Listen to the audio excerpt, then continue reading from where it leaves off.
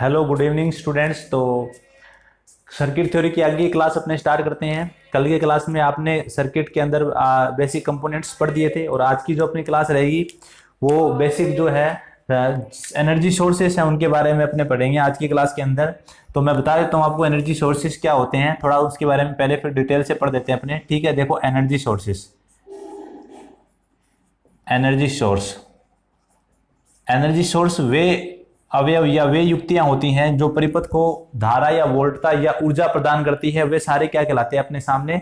Energy sources कहलाते हैं। चाहे वो वोल्टेज सोर्स है या चाहे वो करंट सोर्स है, सारे जो है वो एनर्जी सोर्स से आते हैं। मेनली जो एनर्जी सोर्स होते हैं वो दो टाइप के होते हैं, डिपेंडेंट और इंडिपेंडेंट। डिपेंडेंट एनर्जी सोर्सेज और इंडिपेंडेंट एनर्जी सोर्सेज। ठीक है, फिर अपने अदर टाइप और होते हैं वो भी अपने पढ़ देते हैं। ठीक है, पहले अगर अपने बात करें तो एनर्जी सोर्सेस आपके सामने दो टाइप के होते हैं। अगर अपने बात करें तो पहला एनर्जी सोर्स जो है उसको बोलते हैं independent energy source, independent energy source. फिर दूसरा जो आपके टाइप आता है वो होता है डिपेंडेंट एनर्जी सोर्स,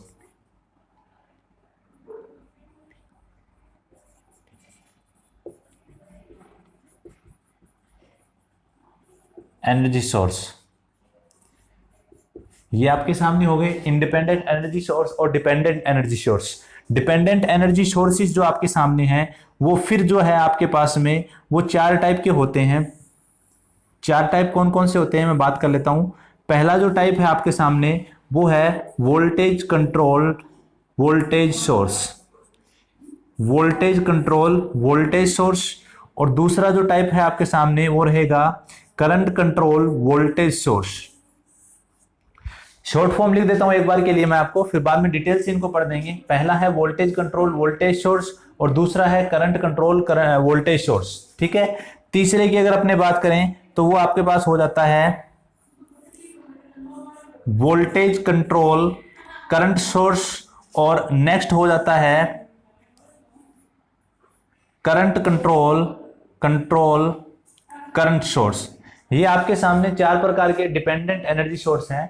ये वोल्टेज कंट्रोल वोल्टेज सोर्स है, ये करंट कंट्रोल वोल्टेज सोर्स है, ये वोल्टेज कंट्रोल करंट सोर्स है और ये आपके सामने करंट कंट्रोल करंट सोर्सेस हैं। ठीक है, तो डिपेंडेंट क्या होते हैं और इंडिपेंडेंट क्या होते हैं? वर्बली अगर अपने बात करें तो dependent and independent energy sources वो होते हैं जिनकी जो आपकी वैल्यू है वो सर्किट के अनदर किसी भी सर्किट से किसी भी जो आपके पास में अवयव है या एलिमेंट है उसको अगर चेंज कर दिया जाए तो उसकी वैल्यू अगर चेंज नहीं हो तो वो आपके सामने जो है वो क्या कहलाते हैं? इंडिपेंडेंट एनर्जी सोर्सेस कहलाते हैं। और डिपेंडेंट एनर्जी सोर्सेस वो होते हैं जिनकी वैल्यू डायरेक्टली सर्किट के अंदर किसी न किसी जो अवयव है उस पर डिपेंड करती है। या मैं ये कह सकता हूं कि सर्किट के अंदर अगर आप किसी भी वोल्टेज और करंट को चेंज करते हो तो इन एनर्जी सोर्स की वैल्यू भी क्या हो जाती है? चेंज हो जाती है, यानी किसी न किसी वैल्यू पर इनकी वैल्यू जो है वो डिपेंड करती है। इसलिए इनको डिपेंडेंट एनर्जी सोर्स बोलते हैं और इनको इंडिपेंडेंट एनर्जी सोर्स बोलते हैं। ठीक है, अब इनको थोड़ा सा डिटेल से अपने पढ़ देते हैं, डिपेंडेंट एनर्जी सोर्सेस क्या है और इंडिपेंडेंट एनर्जी सोर्सेस क्या है। ठीक है,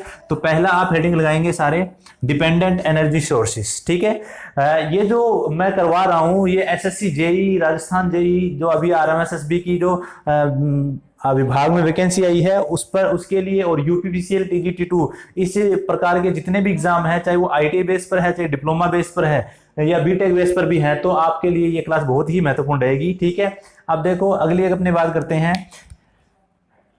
नेक्स्ट आपका जो टॉपिक रहेगा वो है इंडिपेंडेंट एनर्जी सोर्स।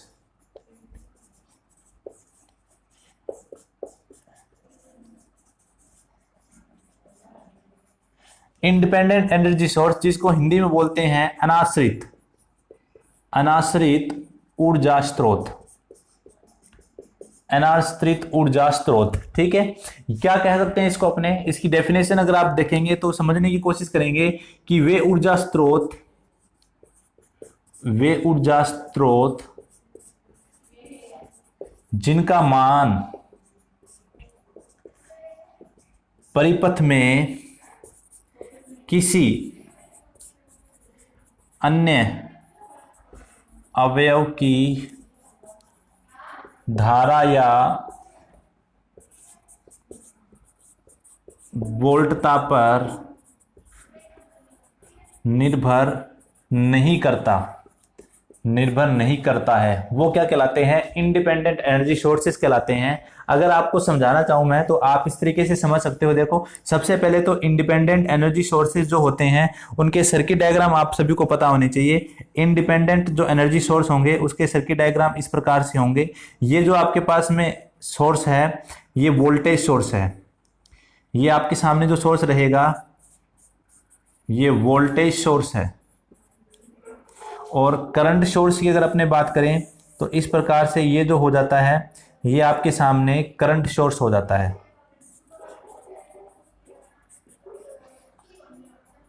ये जो सिंबल आपको दिखाई दे रहे हैं, एक मैंने सिंबल बनाया है जो है ये वोल्टेज सोर्स का, और दूसरा जो सिंबल मैंने बनाया है ये है करंट सोर्स का। ठीक है, यानी ये इंडिपेंडेंट वोल्टेज सोर्स है और ये इंडिपेंडेंट करंट सोर्स है। ठीक है, अगर आप समझना चाहो तो बिल्कुल इजीली समझ सकते हैं। अपने सपोज करें कि अपने पास में ये एक प्रकार से एक बैटरी है। ठीक है, प्लस माइनस बैटरी को मैंने डिनोट कर दिया। इस बैटरी के साथ में मैंने इस प्रकार से कुछ रेजिस्टेंस कनेक्ट किए हैं इस टाइप से। अगर आप देख सको तो समझ भी सकते हो आप इसको इजीली।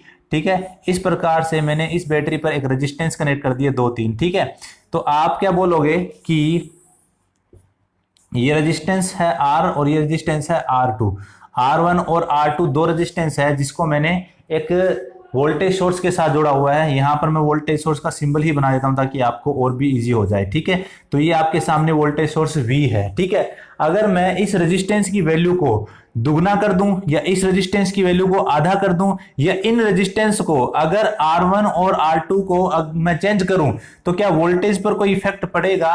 तो मैं ये कह सकता हूं कि R1 व R2 का V पर कोई प्रभाव नहीं है, कोई प्रभाव नहीं है। इसलिए अपने ये कह सकते हैं कि ये जो V वोल्टेज सोर्स आपको दिखाई दे रहा है ये इंडिपेंडेंट वोल्टेज सोर्स है, यानी इसका मान जो है वो इस पे डिपेंड नहीं करता। ठीक है, यानी इसका मान जो है इन दोनों की वैल्यू पर डिपेंड नहीं करता, इसलिए अपने इसको बोल सकते हैं इंडिपेंडेंट एनर्जी सोर्सेज। ठीक है, आप यहां पर एक कैपेसिटर भी रख सकते हैं। अगर दूसरे सर्किट की अगर बात करूं मैं तो यहां पर आप एक R रख सकते हैं, यहां पर C रख सकते हैं। ठीक है, अगर R की वैल्यू दुगनी करें और कैपेसिटर की वैल्यू भी दुगनी करें तो इस वोल्टेज पर कोई भी इफेक्ट नहीं पड़ेगा।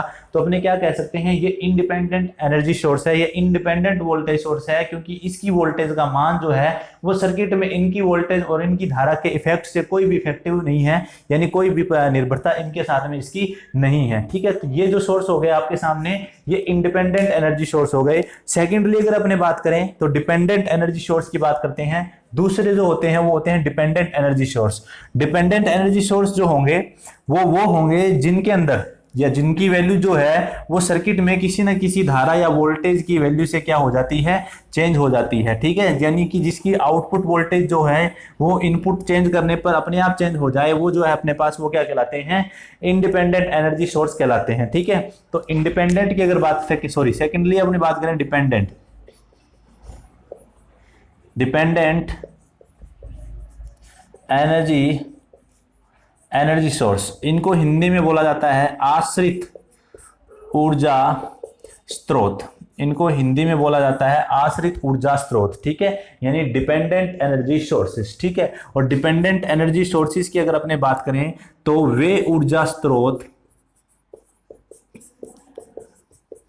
स्रोत जिनका मान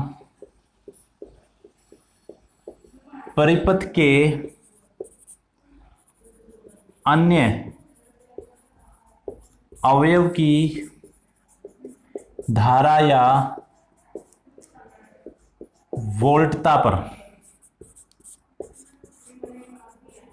निर्भर करता है, वो आपके पास में क्या कहलाते हैं, डिपेंडेंट एनर्जी सोर्सेस कहलाते हैं।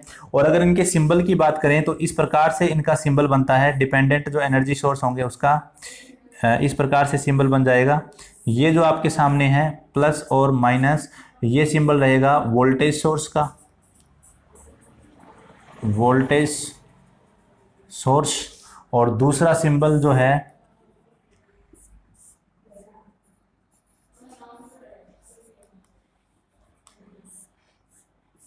ये जो सोर्स रहेगा ये current source.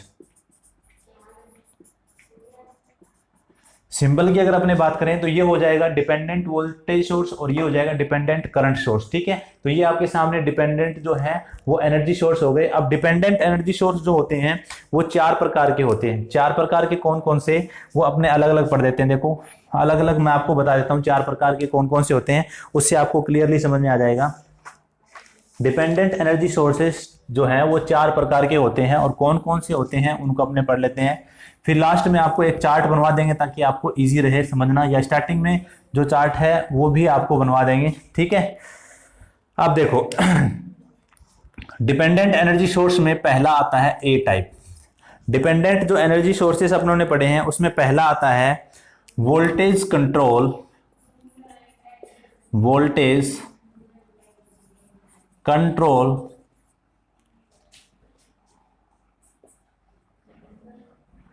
Voltage control current source, current source, या इसी को बोला जा सकता है वोल्टेज डिपेंडेंट करंट सोर्स। दोनों एक ही नाम है। इसको वोल्टेज कंट्रोल करंट सोर्स भी बोला जाता है, यानी कि VCCS, या इसी को voltage dependent current source VDCS भी बोला जा सकता है। कई बार ये नाम भी आ जाता है इसका VCCS एग्जाम में। तो VCCS जो है वो किस प्रकार का ऊर्जा स्रोत है, तो आप बोल सकते हो वोल्टेज कंट्रोल करंट सोर्स जो है ये आपके सामने है। ठीक है, अगर इसकी बात करें अपने तो क्या होगा कि इसमें आउटपुट करंट का मान इनपुट वोल्टेज पर निर्भर करता है, निर्भर करता है। यानी कि जो आउटपुट वोल्टेज होगी, सॉरी आउटपुट जो करंट होगी आपकी, उसका मान डायरेक्टली जो है वो किस पर निर्भर करेगा, इनपुट में दी जाने वाली वोल्टेज पर निर्भर करेगा। ठीक है, और अगर आप इसकी एग्जांपल की बात करें, एग्जांपल की अगर आप बात करें तो इसका एग्जांपल होता है बीजेटी। आपने बीजेटी का नाम सुना होगा, बीजेटी इसका एग्जांपल होता है, सॉरी बीजेटी नहीं एफईटी, इसका जो एग्जाम्पल होता है वो FET होता है या मोसफेट होता है। बीजेटी करंट कंट्रोलिंग डिवाइस होती है, यानी कि करंट कंट्रोलिंग करंट सोर्स होता है। जबकि आपके सामने जो आपने पढ़ा होगा इलेक्ट्रॉनिक्स के अंदर FET और मोसफेट जो होते हैं वोल्टेज कंट्रोल डिवाइस होते हैं, और वोल्टेज कंट्रोल करके ही आप इससे क्या कर सकते हो, करंट कंट्रोल का काम कर सकते हो। ठीक है, इजीली अगर मैं आपको समझाना चाहूं तो आप बिल्कुल आसानी से समझ सकते हो कि आप लोगों ने एक डिवाइस पढ़ा होगा जिसका नाम होगा इस प्रकार से, देखो ठीक है, इस प्रकार से एक डिवाइस का नाम आपने सुना होगा। ये आपके पास में सोर्स हो जाता है और ये आपके पास में ड्रेन टर्मिनल हो जाता है। ठीक है, और ये जो टर्मिनल है ये गेट टर्मिनल है। ठीक है, ये जो मैंने सिंबल बनाया है ये सिंबल FET का सिंबल है। ये सिंबल जो है ये FET का है। मोसफेट का भी यही सिंबल होता है। अगर ब्लॉक डायग्राम की बात करें, FET का मतलब होता है फील्ड इफेक्ट ट्रांजिस्टर। अगर आप लोगों ने इसको पढ़ा होगा तो आपको पता होगा कि यदि गेट की वोल्टेज को बढ़ाया जाए या घटाया जाए तो जो ड्रेन करंट यहां से फ्लो करती है, यहां पर जो ID ड्रेन करंट का मान फ्लो होगा वो डिपेंड करता है गेट पोटेंशियल पर या गेट के विभव पर। ठीक है, यानी कि जो आउटपुट करंट है वो डायरेक्टली किस पे डिपेंड कर रही है, इनपुट वोल्टेज पर। अगर आप गेट के विभव को चेंज करेंगे तो आपकी ID जो धारा है या आउटपुट जो धारा है वो भी क्या हो जाती है, चेंज हो जाती है। इसलिए इन युक्तियों को अपने क्या कहते हैं, वोल्टेज कंट्रोल करंट सोर्सेस। ठीक है, यानी ये एक करंट सोर्सेस हैं, लेकिन इसमें करंट को जो कंट्रोल करने का काम है वो कौन कर रहा है, वोल्टेज कर रहा है। ठीक है, तो यहां पर आपका डिपेंडेंट सोर्स में पहला डिपेंडेंट सोर्स कंप्लीट हो गया, वोल्टेज डिपेंडेंट करंट सोर्स। ठीक है, और अगर सेकंड की बात करें अपने तो आप सेकंड आपके सामने हो जाता है बिल्कुल इसके जैसा ही है समझने में, आप समझो तो। ठीक है, सेकंड जो आपके सामने है वो मैं यही समझा देता हूं। सेकंड आपके सामने है, सेकंड जो है बी टाइप जिसको अपने बोलते हैं current control current sources, current source, या इसको बोलते हैं CCS, CCS भी बोल सकते हैं, या इसको बोल सकते हैं करंट डिपेंडेंट करंट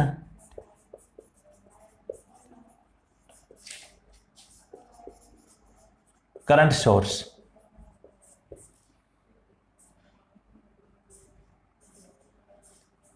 इसको ये भी बोला जा सकता है CDCS। एक ही बात है, दोनों नाम अलग अलग नहीं है, एक ही नाम है ये।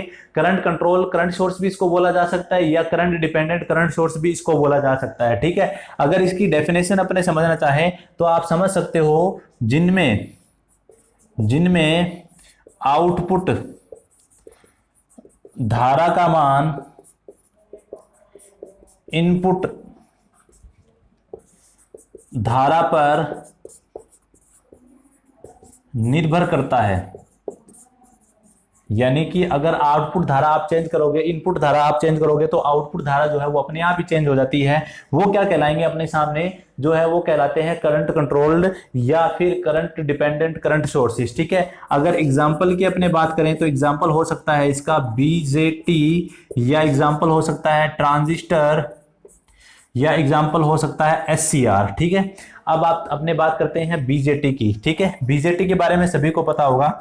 मैं सिंपल सा आपको एक एग्जांपल बताता हूं, और आप सभी ने इसको इलेक्ट्रॉनिक्स में पढ़ा भी हुआ है। ठीक है, जिन बच्चों को अगर ये नहीं समझ में आ रहा तो आप हमें कमेंट में बताइए, ताकि इलेक्ट्रॉनिक्स की क्लासेस जो आपको प्रोवाइड कराई जाए। ठीक है, ये जो आपके सामने जो करंट आपको दिखाई दे रही है आउटपुट करंट, ये कलेक्टर सिरा है। ठीक है, जिस सिरे पर एरो दिखाई दे रहा है वहां पर जो धारा है वो IE जो है इमीटर धारा है, और यहां जो आपको करंट शो कर रही है वो है IB करंट जो है, यानी बेस करंट है आपके सामने। ठीक है, ये जो आपके सामने आउटपुट करंट है, आउटपुट करंट का मान, ये आउटपुट जो आपके सामने करंट है,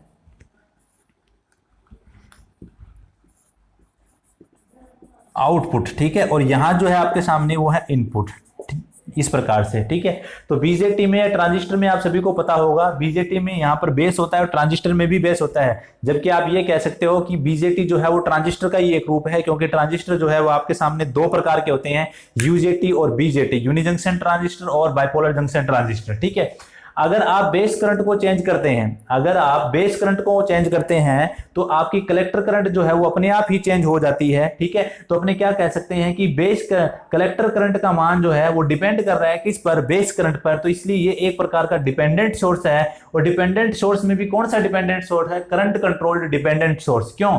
क्योंकि आउटपुट करंट को इनपुट करंट के द्वारा कंट्रोल किया जा रहा है, इसलिए अपने इसको क्या कहते हैं, करंट कंट्रोल करंट सोर्सेस। ठीक है, यानी ये धारा स्रोत है। ठीक है, लेकिन ये धारा स्रोत है और धारा का कंट्रोल भी किसके कारण हो रहा है, धारा के कारण ही हो रहा है। और अगर इसका एक्सप्रेशन आप देखें तो आप देख भी सकते हो, एक्सप्रेशन अगर आपने बात करें कि चेंजेस जो होगा वो किस प्रकार होगा, तो आप देख सकते हो कि IB equal to beta into में IC। ये आपने देखा होगा, बीटा बराबर IB अपॉन में IC जो होता है वो क्या होता है, वो करंट गेन होता है BJT के लिए या ट्रांजिस्टर के लिए। करंट गेन का मान होता है कॉमन, बीटा का मान सुना होगा आपने, कॉमन कलेक्टर कॉमन इमीटर के लिए जो आपका गेन होता है वो ये होता है। ठीक है, तो ये जो सेकंड आपने पढ़ा वो पढ़ दिया करंट कंट्रोल्ड करंट सोर्स। ठीक है, आई होप आपको ये समझ में आ गया होगा कि वे युक्तियां जिनमें आउटपुट धारा का मान इनपुट धारा पर निर्भर करता है, इसलिए इनको डिपेंडेंट सोर्स कहते हैं, और करंट का ना निर्भर करंट पे ही कर रहा है तो इसलिए करंट डिपेंडेंट सोर्स कहते हैं। ठीक है, फिर नेक्स्ट बात करते हैं अपने, ये तो दोनों जो बात हो गई थी ये अपने पास करंट सोर्सेस की। अब बात करते हैं वोल्टेज सोर्स की। तो पहले मैं बात करता हूं current controlled voltage source. C type जो है आपके सामने वो है current control voltage source, voltage source, या इसी को बोल सकते हैं करंट डिपेंडेंट वोल्टेज सोर्स। इसको करंट डिपेंडेंट वोल्टेज सोर्स भी कहा जा सकता है, करंट कंट्रोल वोल्टेज सोर्स या करंट डिपेंडेंट वोल्टेज सोर्स। इसको लिख सकते हैं VC VS, या इसको लिख सकते हैं VD VS। ठीक है, ये शॉर्ट नेम दोनों के ही हैं और दोनों ही एग्जाम में पूछे जा सकते हैं, और दोनों चीज एक ही है, अलग अलग नहीं है। तो इसमें क्या कह सकते हैं अपने, output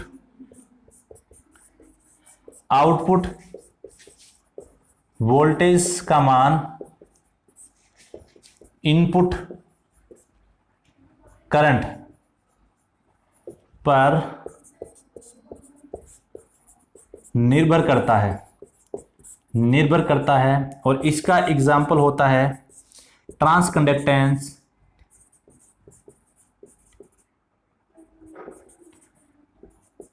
op amp. Transconductance, op amp का मतलब होता है ट्रांस कंडक्टेंस ऑपरेशनल एम्पलीफायर जो होता है वो इसका एग्जांपल होता है। और डी जो होता है आपके सामने वो होता है voltage control voltage source, voltage control voltage source, या इसी को बोलते हैं वोल्टेज डिपेंडेंट वोल्टेज सोर्स। ठीक है, वी सी वी एस या फिर वी डी वी एस इसको बोला जा सकता है। ठीक है, और इसके लिए अपने क्या लिख सकते हैं कि जिनमें आउटपुट वोल्टेज का मान इनपुट वोल्टेज पर निर्भर करता हो वो क्या कहलाते हैं, वोल्टेज कंट्रोल वोल्टेज सोर्स कहलाते हैं। और इसका जो एग्जांपल होता है वो होता है ऑपरेशनल एम्पलीफायर। ठीक है, इन्वर्टिंग या नॉट इन्वर्टिंग इनपुट के साथ में जो ऑपरेशनल एम्पलीफायर होगा वो वोल्टेज कंट्रोल और वोल्टेज सोर्स का जो है वो एग्जांपल होता है। ठीक है, तो ये आपने सारे करंट सोर्सेज पढ़ दिए और आई होप आपको समझ में भी आ गए होंगे। एक बार मैं फिर से आपको रिपीट कर देता हूं कि करंट सोर्सेज कितने टाइप के होते हैं। नॉर्मली आपके पास में अगर डिपेंडेंसी की बात करें तो करंट सोर्सेज दो प्रकार के होते हैं, एक डिपेंडेंट करंट सोर्स, दूसरे independent current source. Dependent current source फिर चार प्रकार के होते हैं, voltage control voltage control voltage source, current control voltage source, उसके बाद करंट कंट्रोल करंट सोर्स और वोल्टेज कंट्रोल करंट सोर्स। ठीक है, यानी ये चार प्रकार के अपनों ने जो है वो डिपेंडेंट एनर्जी सोर्सेज पे पढ़ दिए।